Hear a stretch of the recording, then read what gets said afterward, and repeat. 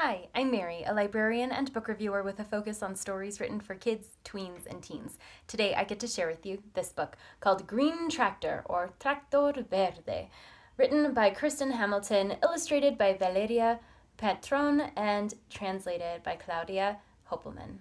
This is the story of Green Tractor, who has a lot of jobs to do on the farm in order to get ready for all the kids who are going to be coming that day. So, as Green Tractor has his jobs to do, everyone is cheering him on. There's a lot of support and camaraderie as Green Tractor is doing all of these important tasks. And with the support of his friends, Green Tractor is ultimately able to accomplish all of the things that he sets out to do that day.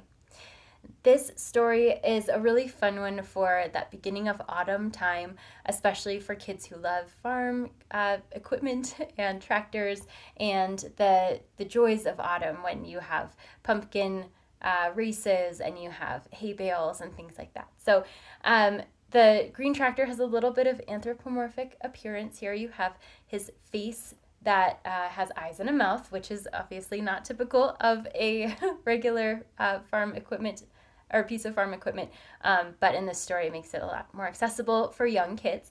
And the book itself is written for younger readers, so there's not a huge amount of text on each page.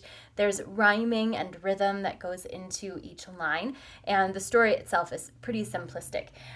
So you have some onomatopoeia of the noises that are made by this farm equipment, and also you have a lot of variation in the size of font and colors as well, so it helps things stand out from the page for younger readers. This particular edition is translated into Spanish. The rhymes sometimes carry over, but not always, and the rhythm obviously will shift from one language to the other. But whether you're reading it in English or Spanish, there's still an enjoyable sing-song quality to the storytelling. So no matter what language you're reading it in, kids are going to enjoy listening to it. The pages themselves have a lot of bright colors.